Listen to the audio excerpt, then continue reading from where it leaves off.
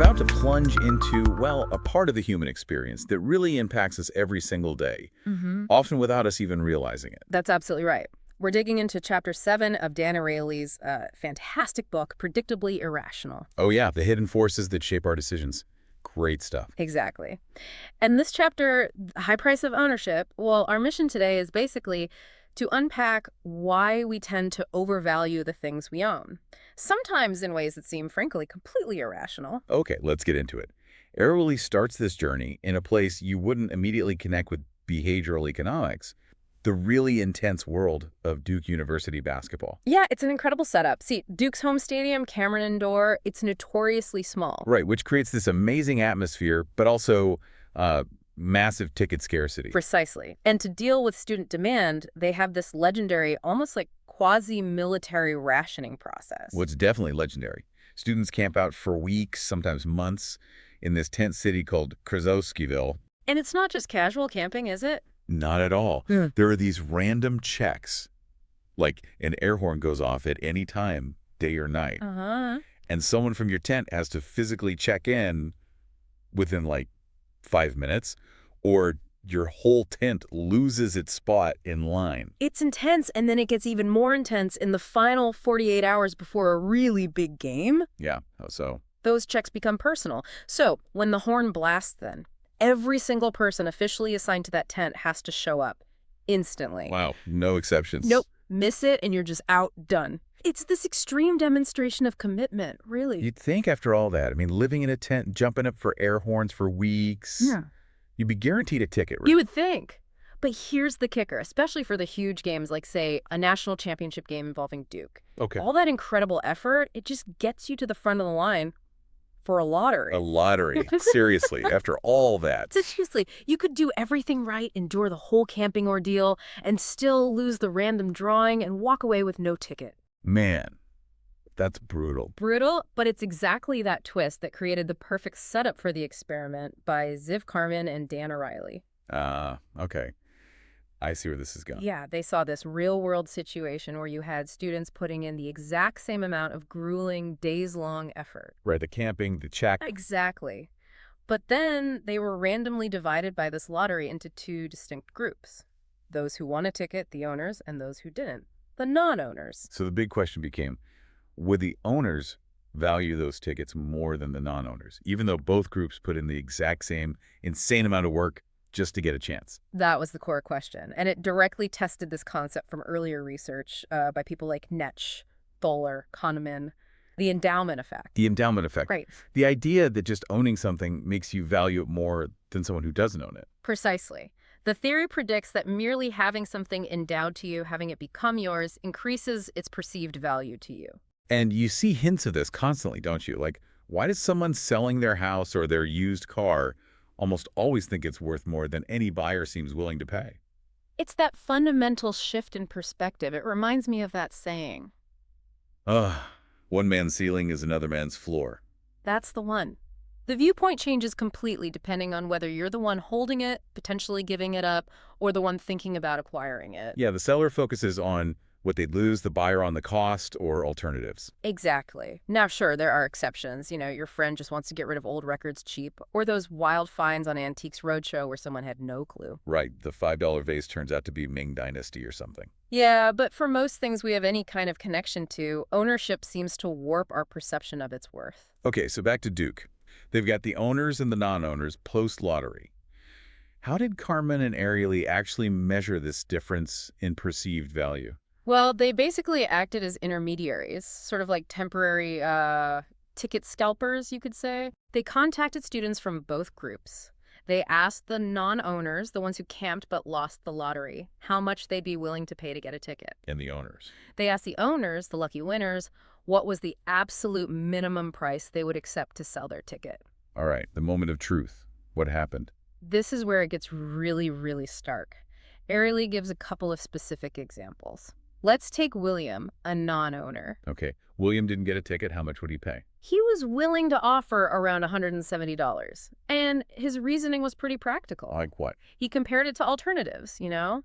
Watching the game at a sports bar, buying beer and food, and still having money left over for, like, CDs or shoes.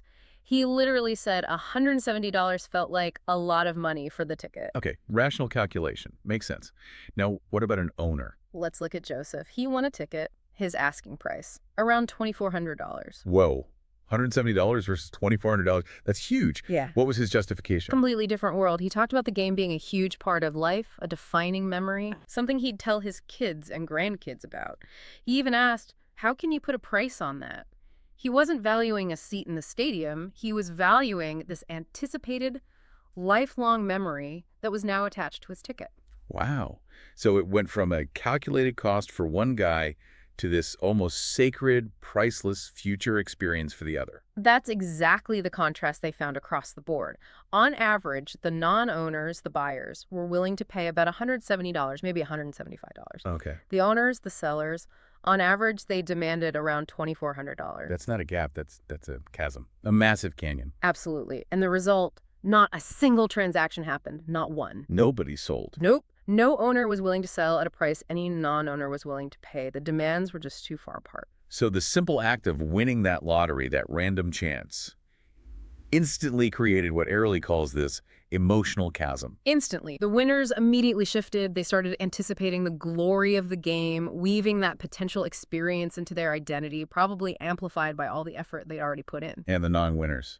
They stayed grounded, focused on the money, what else it could buy. They didn't have that sudden ownership feeling to change their perspective. It wasn't just emotional, though. The numbers show it. An empirical chasm, as the source puts it. Yeah, $2,400 is roughly 14 times higher than $175. 14. That's just wild. Because from a purely rational standpoint, the actual experience of watching the game shouldn't change based on whether you won a lottery ticket or bought it, right? Logically, no. So how does mere ownership flip that switch so dramatically? How does it make us value things so differently? This is what Airlie is getting at with the high price of ownership. And like you said, it's not just Duke basketball tickets. This Yeah. ownership thing is woven into everything. Everything. Adam Smith pointed out way back that so much of life is about exchanging things, about possessions, gaining them, giving them up. Yet we seem to stumble through these decisions, kind of fumbling around in the dark, as Airlie says. We're just not aware of these strong psychological forces pulling the strings. Right.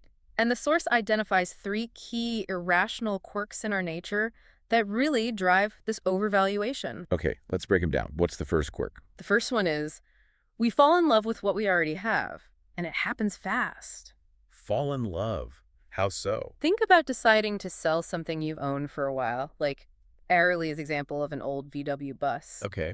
Before you even list it, your mind starts flooding with memories, right? Road trips, good times, freedom. You start applying this warm glow of remembrance directly to the bus itself. Yeah, the bus becomes the symbol of those good feelings. It's not just metal and wheels anymore. Exactly. And this happens quickly with almost anything. The source even mentions a story about adoptions from China. Oh, yeah, I remember reading that. Couples felt their randomly assigned child was somehow the perfect match. Right. It highlights nature's way of creating this powerful, almost instant attachment to whatever becomes ours. That connection forms incredibly fast. Okay, so quirk 1. Yeah. You get attached quickly. What's number 2? Quirk 2 is, we focus on what we might lose rather than what we might gain. This is huge. Loss aversion. Loss aversion, exactly. So when you're thinking about selling that VW bus, You're not focusing on the cash you'll get. not primarily. Your gut reaction is focusing on losing the use of the bus, losing access to those potential future memories, losing that connection. Like the Duke ticket holder, focusing on losing the once-in-a-lifetime game experience, not on gaining $2,400. Precisely. The pain of loss, or even the thought of loss, looms much larger psychologically than the pleasure of an equivalent game. And this explains why getting rid of stuff can be so hard, right? Even clutter. Totally. Refusing to sell cherished clutter or putting these completely unrealistic prices on things, it's because the mere thought of giving them up already feels like you're mourning the loss. It hurts. Okay, so fall in love, focus on loss. What's the third irrational quirk? The third one is, we assume other people will see the transaction from the same perspective as we do. We expect the buyer to feel what we feel. Yes. We expect the person buying our beloved VW bus to somehow appreciate our memories associated with it.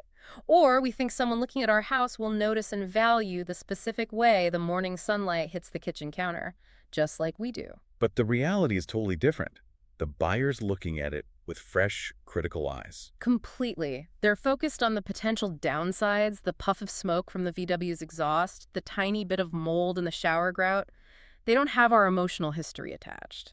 And it's really hard for us to step outside our own viewpoint and truly see it from their more objective, or at least different perspective. Incredibly hard.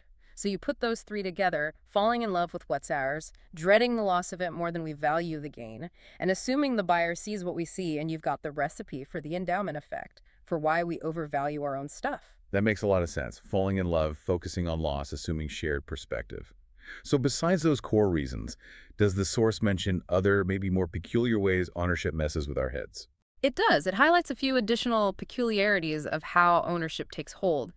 One is something Mike Norton and Dan O'Reilly actually coined a term for, the IKEA effect. The IKEA effect. Okay, I think I can guess this one. Does it involve Allen keys and confusing instructions? Basically. The idea is the more work, the more effort you put into something, the more ownership you feel over it, and the more you value it. Right. Spending hours assembling that bookshelf or wiring up a complicated stereo system or, even the sheer labor involved in getting a baby fed, changed, and ready for bed. That investment of effort creates this sense of pride, this proprietary feeling. And sometimes, paradoxically, the harder it was to assemble or accomplish, the more pride and ownership you feel. Because you conquered it. You poured yourself into it. Yeah, that definitely rings true. What's another peculiarity? A second one is fascinating. We can feel ownership even before we actually own something. Airlie calls this virtual ownership. Virtual ownership. How does that work? Think about online auctions like eBay. You place a bid, maybe you become the highest bidder for a little while. Yeah. In that time, you start imagining the item, say, a watch is yours. You picture wearing it, using it. It starts to feel like it belongs to you, even though the auction isn't over. And then if someone outbids you. Exactly. It doesn't just feel like you missed an opportunity. It feels like you're losing your watch. And that feeling, that aversion to losing something you virtually own, can push you to bid higher than you originally intended. Wow. So your brain claims it before the transaction is final. Pretty much. And there's research backing this up, like a study by James Heyman, Yassim Orhan, and Airlie, showing that the longer someone remained the highest bidder, the stronger their feeling of virtual ownership and the more they ended up paying. That explains so much about advertising too, doesn't it? Showing happy people driving that BMW convertible or wearing that Patagonia pullover in the catalog. Precisely. They want you to imagine yourself with the product. Because the moment you do that, poof, as Airlie says, you start thinking of it as partially yours. The trap of virtual ownership is set. Sneaky. Okay, IKEA effect. Virtual ownership. Yeah. Any others? Yes, a third one ties back nicely to loss aversion again. Trial promotions and money-back guarantees. The try it free for 30 days offers. Exactly. Like a cable company offering a free trial of their premium digital gold package, or a furniture store offering a 30-day money-back guarantee on a sofa. You think, great, no risk, I'll just try it out. But once that fancy channel package is active on your TV or that new sofa is sitting in your living room, it doesn't feel like you're just trying it anymore. It starts to feel like yours. And then the thought of getting rid of it Becomes much harder. Downgrading the cable package, packing up the sofa and hauling it back, it feels like a loss.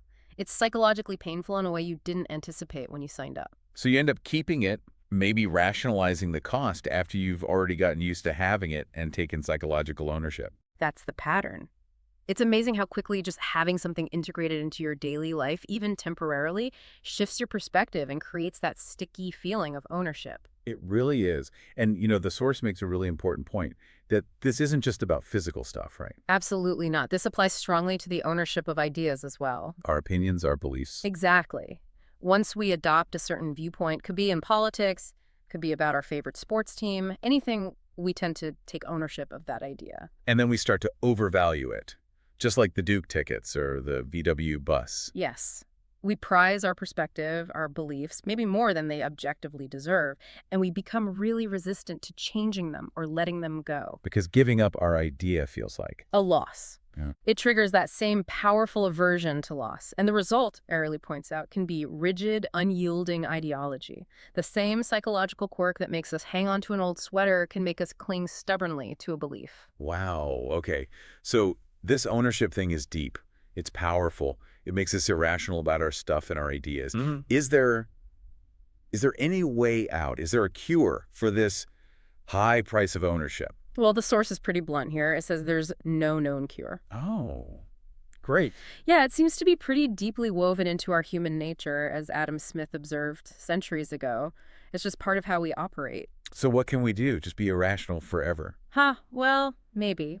But awareness is suggested as the most helpful tool we have. Just knowing about the endowment effect, about loss aversion, about these quirks, that's a start. Being aware that we're always tempted to upgrade, to get more, and that it's incredibly difficult to ratchet ourselves back down once we've gotten used to something. Exactly. Moving backwards, say, downsizing to a smaller home after living in a larger one is experienced psychologically as a loss. And that loss feels so bad. That people will make huge sacrifices, sometimes even bad financial decisions, just to avoid it.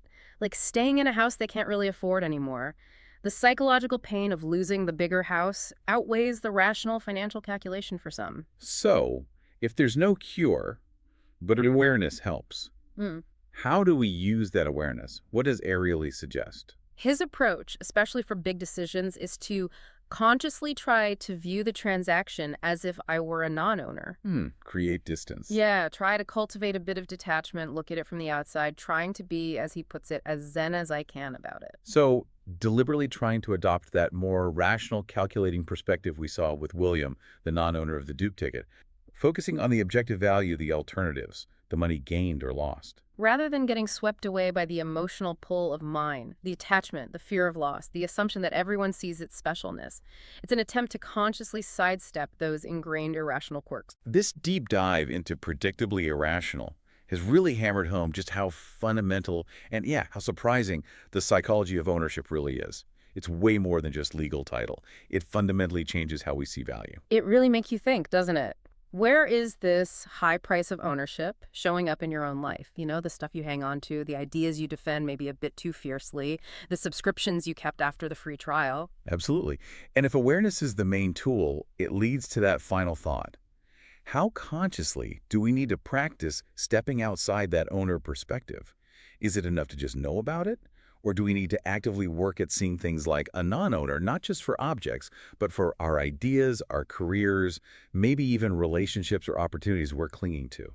That's a really powerful question to ponder, because if this applies to ideas too, detaching from our way of seeing things becomes crucial for growth, for compromise, for just understanding each other better. A lot to think about, definitely. Understanding these predictable irrationalities maybe gives us a fighting chance to make slightly less irrational choices sometimes. Hopefully. We've covered a lot the crazy Duke basketball scene, that massive valuation gap. The three big quirks: falling in love, fearing loss, assuming others see what we see. And those fun peculiarities like the IKEA effect and virtual ownership, even owning ideas. And finally, the tough reality that there's no easy fix, just the challenge of awareness and trying to find that non-owner perspective. It's been a fascinating exploration. It really has. Thanks for digging into this with me. My pleasure. It's always eye-opening to examine these hidden forces shaping us. Well, stay tuned, everyone, for our next deep dive, where we'll continue to explore the often surprising world of behavioral economics and how our minds work. Until then, keep an eye out for your own predictable irrationalities.